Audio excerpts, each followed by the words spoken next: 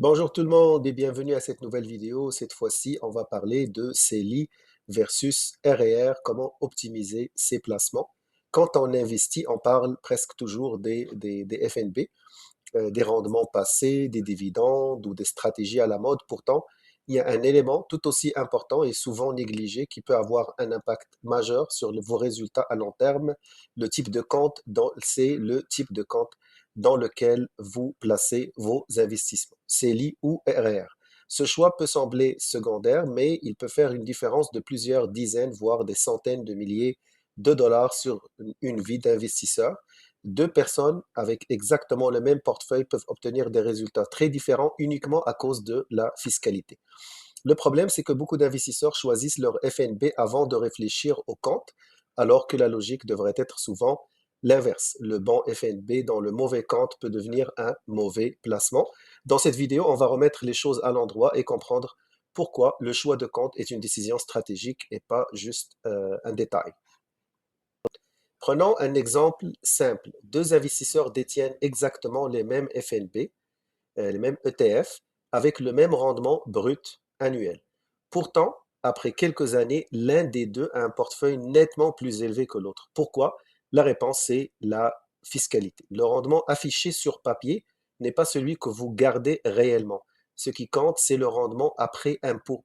Et c'est celui-là qui reste dans nos poches. Celui-ci dépend directement du compte utilisé. Est-ce que c'est un CELI, un RR, un compte non enregistré? Donc, mal placer son FNB peut entraîner des impôts inutiles, une retenue fiscale qu'on aurait pu éviter, par exemple, et une croissance freinée sur plusieurs années. Le problème, c'est que la fiscalité est souvent invisible, on ne le voit pas tous les jours, mais elle agit en continu, année après année. Donc, plus votre horizon est long, plus son impact est super important. Donc, l'objectif de la vidéo est simple, vous donner une méthode claire et logique pour savoir où placer quel type de FNB selon leur nature et votre objectif d'investissement. On ne va pas chercher à compliquer les choses inutilement, au contraire, l'idée est de démystifier la fiscalité et de la rendre compréhensible. On va aussi parler des erreurs les plus fréquentes, celles que beaucoup d'investisseurs font sans même s'en rendre compte, souvent par manque d'information. Et à la fin de cette vidéo, vous devriez être capable de regarder votre portefeuille, vous poser les bonnes questions. Est-ce que ce FNB est bon pour le type de compte que je détiens? Est-ce que je maximise vraiment mon rendement net? Voici le principe fondamental à retenir. Le rendement après impôt est plus important que le rendement avant impôt. Un rendement de 8% peut sembler excellent, mais une fois les impôts, les retenues fiscales ou la perte de crédit appliquée, ce rendement peut facilement tomber à 6% ou moins. Sur une année, la différence peut sembler minime, mais sur 20 ans, 30 ans, ce 2%, l'effet est colossal à cause de la capitalisation de ce manque à gagner. Chaque pourcentage perdu en impôts est un pourcentage qui ne pourra jamais se composer et c'est pour cette raison que les comptes enregistrés, CELI, RR, sont aussi puissants. Ils réduisent ou éliminent les frictions fiscales. Donc, avant d'aller plus loin, on va expliquer le CELI. Le CELI, c'est le compte d'épargne libre d'impôt. C'est un des outils les plus intéressants pour les investisseurs canadiens. Il est simple à comprendre et surtout, il est flexible. Son principe, c'est que tous les gains réalisés dans votre CELI, lorsque vous achetez des actions, des FNB, des CPG, whatever, lorsque vous achetez ces affaires-là, tous les gains réalisés à l'intérieur du CELI sont entièrement libres d'impôts. Donc, ça inclut les dividendes, les intérêts, la croissance du capital. Peu importe le montant gagné, aucun impôt à payer, ni aujourd'hui, ni au moment du retrait. Donc, c'est simple comme bonjour. Un autre avantage important du CELI, c'est qu'on peut retirer sans être taxé. Comme vous savez, pour le RER, lorsqu'on retire, ça se rajoute à notre revenu imposable. Dans le CELI, non, c'est très flexible. Vous pouvez retirer l'argent à tout moment sans conséquences fiscales et l'espace de cotisation retiré et récupéré l'année suivante. Cela en fait un compte très facile à utiliser, très excellent pour l'investissement à long terme pour n'importe quel Canadien.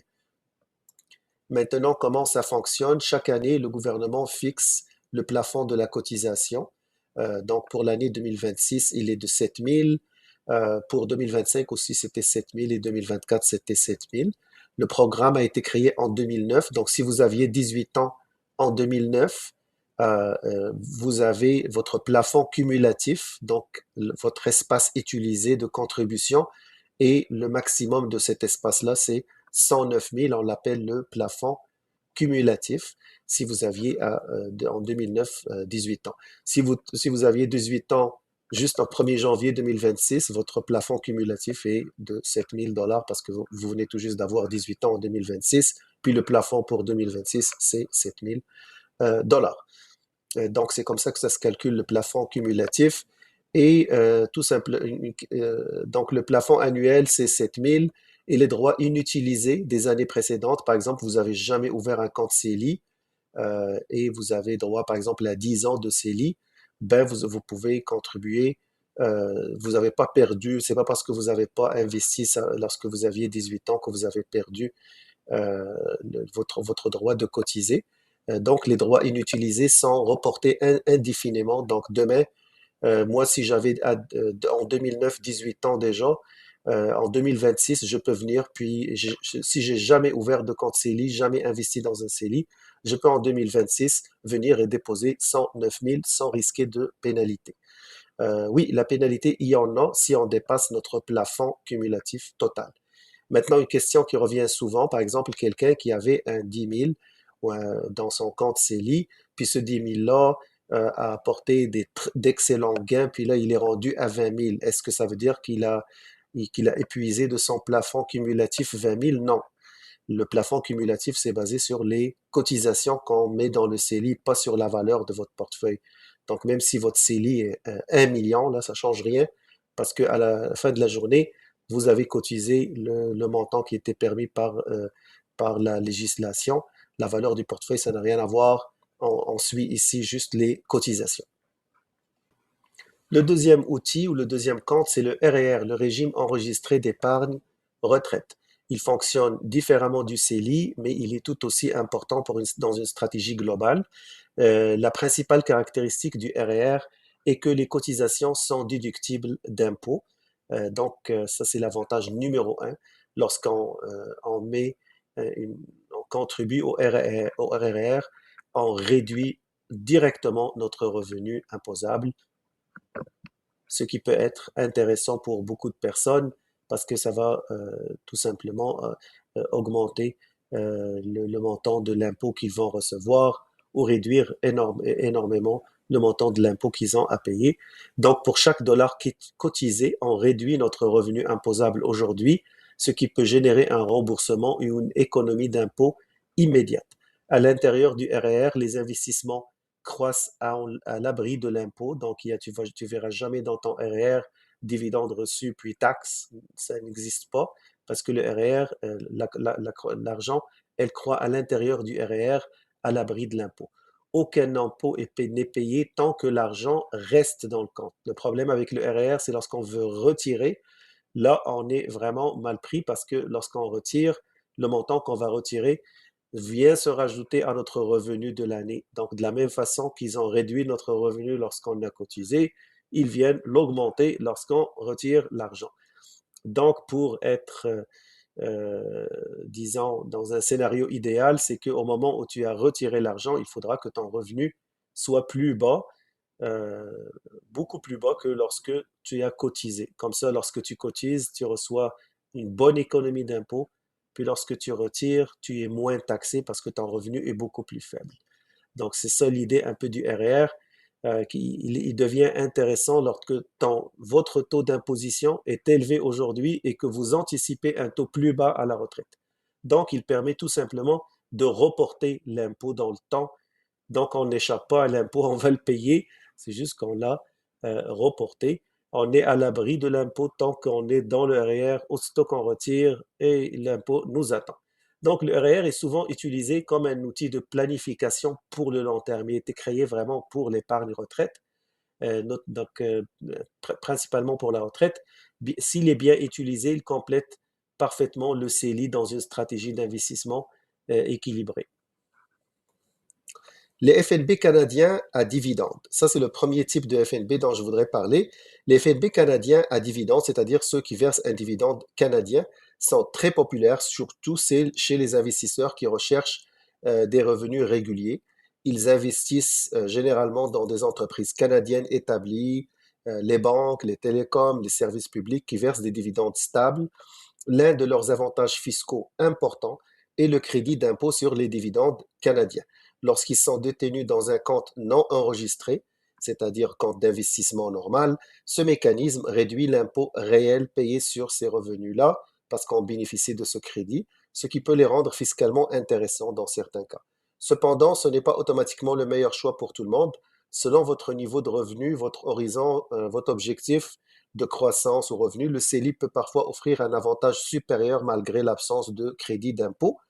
C'est exactement ce genre de nuances que nous allons explorer dans les prochaines slides, comprendre quand, pour qui chaque option est plus efficace.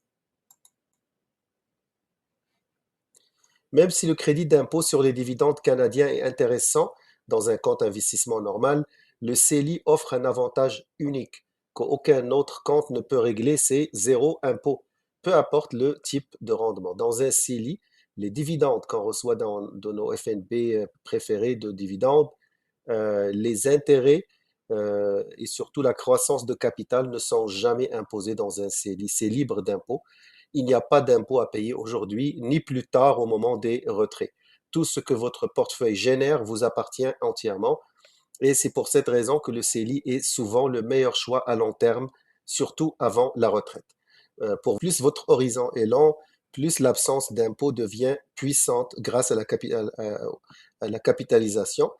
Chaque dollar gagné peut continuer à croître sans d'être réduit par la fiscalité. Le CELI offre aussi une grande flexibilité. Vous pouvez retirer de l'argent quand vous le voulez, sans impact fiscal, et récupérer votre espace de cotisation l'année suivante. Cela en fait un outil très efficace autant pour la croissance que pour la planification financière. Et même si le crédit d'impôt peut être utile dans certains cas, le CELI reste souvent la solution la plus simple pour un FNB à dividende. Maintenant, la deuxième catégorie, c'est les FNB croissance. Les FNB croissance ont un objectif très clair, faire augmenter la valeur du portefeuille avec le temps. Contrairement au FNB à dividende, ils versent peu ou pas de revenus. La majorité du rendement provient de l'augmentation du prix des actions détenues. Donc, c'est vraiment, qu'est-ce qu'on veut dire par croissance du capital? C'est que j'achète mon fonds à 10 dollars, puis dans 20 ans, ce même fonds-là il se transige à 40 dollars. Donc, la différence, c'est vraiment tout un gain de capital. Cela signifie que l'investisseur ne cherche pas de revenus immédiats, mais plutôt une croissance à long terme. Dans ce contexte, la fiscalité joue un rôle majeur. Les gains en capital réalisés dans un compte non enregistré, un compte investissement normal, lorsqu'on achète un fonds de croissance, on va être imposé si on les détient dans un compte investissement normal. C'est pourquoi pour les FNB croissance, le CELI ou le RER sont clairement supérieurs aux comptes imposables. Dans ces comptes, la croissance peut se faire sans impôt annuel, ce qui permet au capital de se composer plus rapidement. Entre CELI et le RER, pour un fonds de croissance, le choix dépend souvent de votre situation personnelle. Le CELI est idéal pour une croissance flexible, non imposable, tandis que le RER peut être intéressant si vous bénéficiez d'une déduction fiscale importante aujourd'hui. Même une chose est claire, mais une chose est claire, pour un FNB croissance, si vous voulez éviter d'être imposé, il faut que ça soit dans un compte enregistré. Et éviter le compte imposable, c'est seulement si vous êtes déjà maxé, vous avez déjà maxé votre RER, déjà maxé votre CELI. Là vous n'aurez pas le choix d'avoir le fonds de croissance dans un compte non enregistré. Maintenant, si vous êtes devant le choix CELI versus RER, parce que les deux sont des comptes enregistrés, pour un fonds de croissance, le CELI est souvent sous-estimé parce qu'il semble simple. Pourtant, c'est la simplicité qui en fait une arme extrêmement puissante pour un investisseur patient. Dans un CELI, la croissance se fait sans aucune friction fiscale, ni au moment de l'achat, ni au moment de la vente, ni au moment du retrait. Il n'y a pas d'impôt annuel, pas de retenue, pas de déclaration à faire. Chaque dollar gagné peut rester investi et continuer à croître année après année. Plus l'horizon de placement est long, plus cet avantage devient important. Sur 5 ans, la différence peut sembler modeste. Sur 20 ans, 30 ans, elle devient énorme. La capitalisation sans impôt accélère la croissance du portefeuille de façon significative dans un CELI. Beaucoup d'investisseurs utilisent le CELI comme un simple compte d'épargne alors qu'il devrait souvent être utilisé comme un outil de croissance à long terme. Placé correctement, le CELI peut devenir un des piliers les plus importants de votre stratégie financière. Ce n'est pas un compte secondaire, c'est souvent le compte le plus efficace pour bâtir la richesse à condition d'y placer les bons investissements. Maintenant, pour les FNB américains, c'est-à-dire les FNB qui investissent dans des entreprises américaines. Les FNB américains sont très populaires, bien évidemment, mais ils comportent une particularité importante que les investisseurs doivent absolument comprendre, la retenue d'impôt américaine sur les dividendes. Là, on parle vraiment des FNB américains qui versent des dividendes. Lorsqu'un FNB américain verse des dividendes, les États-Unis prélèvent généralement une retenue de 15%. Cette retenue s'applique automatiquement sur le dividende et selon le compte dans lequel vous détenez votre ETF, elle peut être évitable ou non.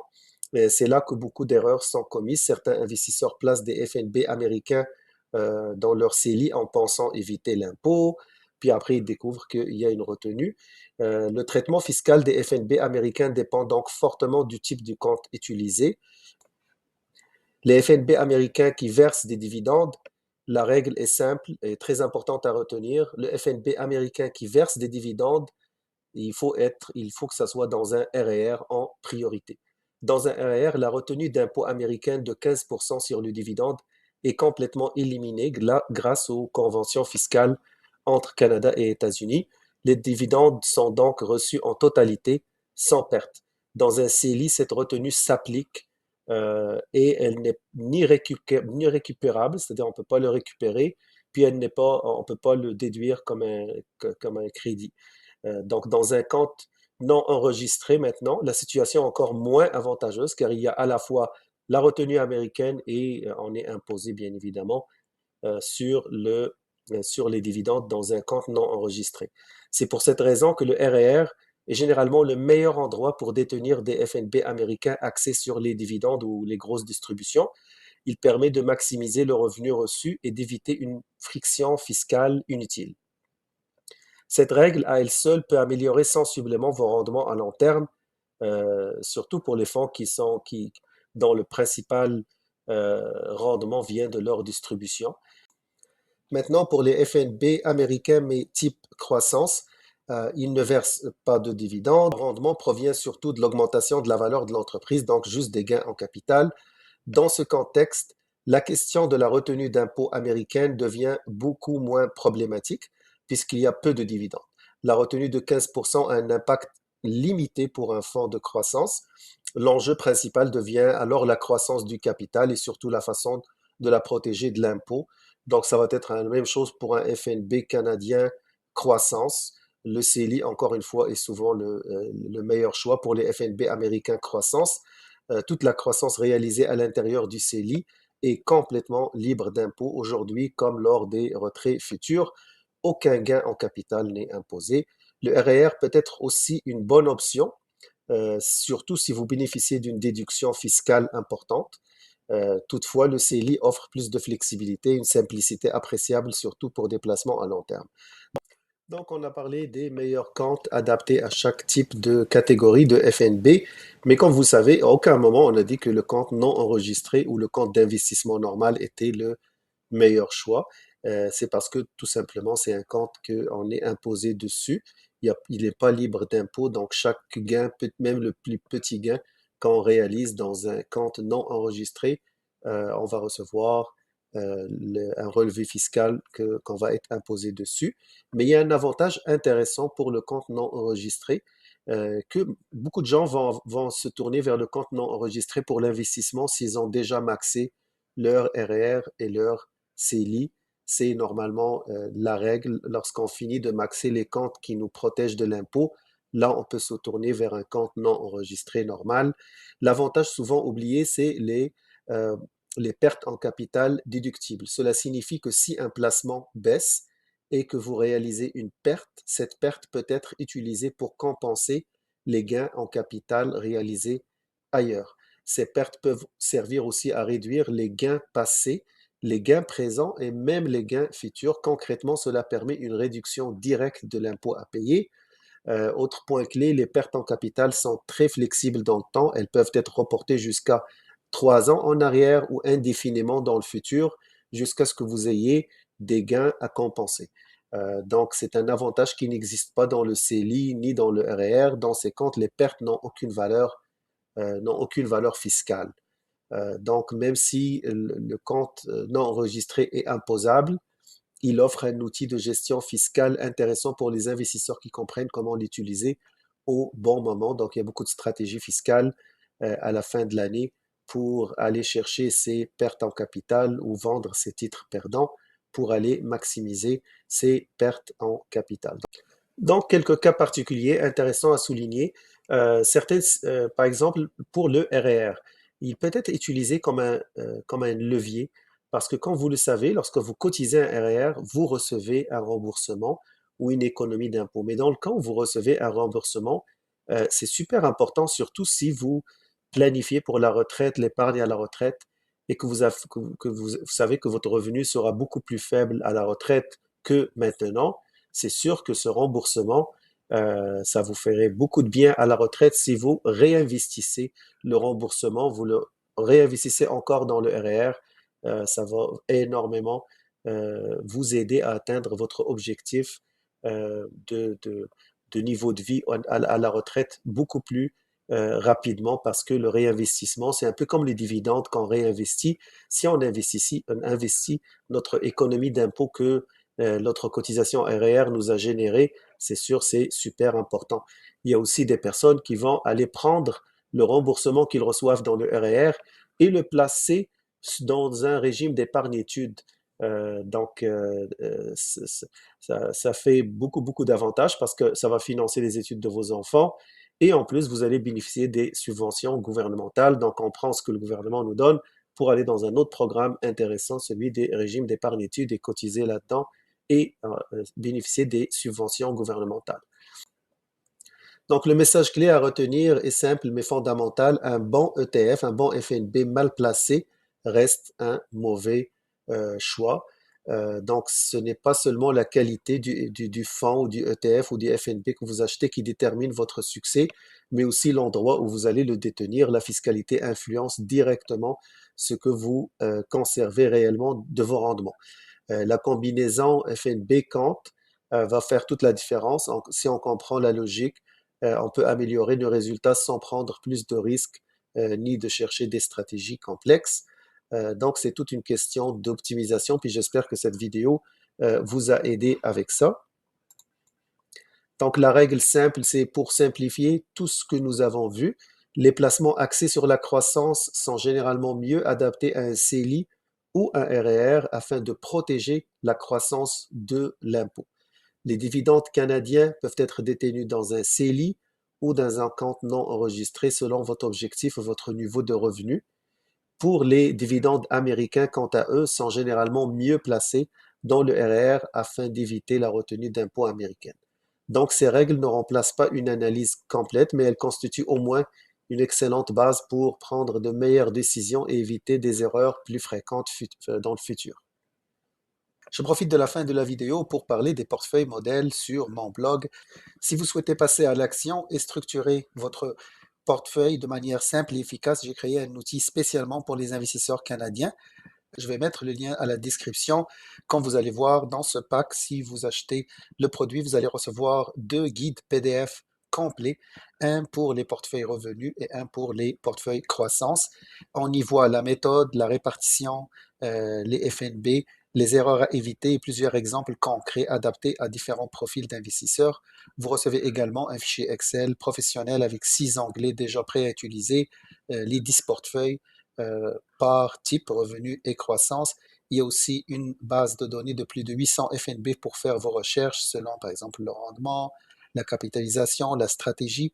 Il y a aussi un guide de débutants et une feuille de budget et calcul hypothèque pour les personnes qui ça les intéresse. L'objectif est simple, vous aider à investir avec clarté, éviter la dispersion et gagner du temps tout en améliorant votre stratégie. Ce pack s'adresse aux débutants comme aux investisseurs intermédiaires qui veulent un cadre clair et des outils pratiques. Si ça vous intéresse, le lien est dans la description de la vidéo. Et si vous avez des questions, vous pouvez m'écrire directement. Merci d'avoir regardé la vidéo et prenez soin de vos finances et on se trouve très bientôt pour une prochaine analyse.